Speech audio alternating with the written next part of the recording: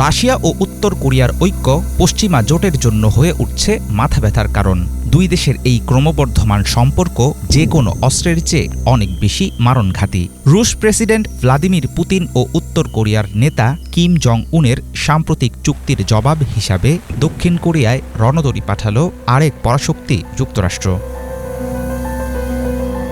যুক্তরাষ্ট্র প্রতিবেশী দেশ দক্ষিণ কোরিয়া ও তার মিত্রদের কেউ যদি পুতিন কিংবা কিমের দেশে আক্রমণ করে তাহলে একে অপরকে সামরিকভাবে সাহায্য করার বিষয়ে সম্মত হয়েছেন পশ্চিমা বিরোধী এই দুই নেতা। চুক্তিটি নিয়ে তীব্র আপত্তি দক্ষিণ কোরিয়ার। রাশিয়ার রাষ্ট্রদূতকে তলব করে প্রতিবাদ জানানো হয় ২১ জুন। তার পরদিন শনিবার বুসান নৌঘাঁটিতে পৌঁছায় যুক্তরাষ্ট্রের পারমাণবিক শক্তিসম্পন্ন যুদ্ধ বিমানবাহী রণতরী USS থিওডোর রুজভেল্ট। চলতি মাসে দক্ষিণ কোরিয়া ও জাপানের সঙ্গে একটি যৌথ সামরিক প্রশিক্ষণ মহড়ায় অংশ নেয়ার পরিকল্পনা আগে থেকেই ঠিক করা ছিল যুক্তরাষ্ট্রের। কিন্তু অনেকে মনে করছেন এমন সময়ে মার্কিন রণতরীর আগমনের কারণ পুতিন ও কিমের প্রতিরক্ষা চুক্তি। যুক্তরাষ্ট্র দক্ষিণ কোরিয়া জোটের শক্তিশালী যৌথ প্রতিরক্ষা ব্যবস্থা সামনে আনা এবং সামরিক শক্তি প্রদর্শন করাই এই মহড়ার মূল উদ্দেশ্য।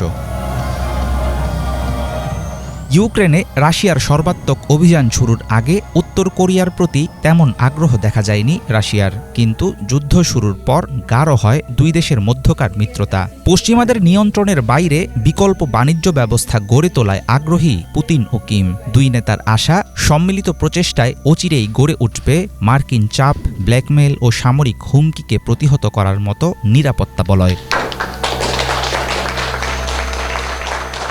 মস্কো ও পিয়ংইয়ংয়ের মধ্যে একটি যৌথ প্রতিরক্ষা চুক্তির পর দক্ষিণ কোরিয়া বলেছে উত্তর কোরিয়ার ক্রমবর্ধমান হুমকির কড়া জবাব দিতে প্রস্তুত তারা।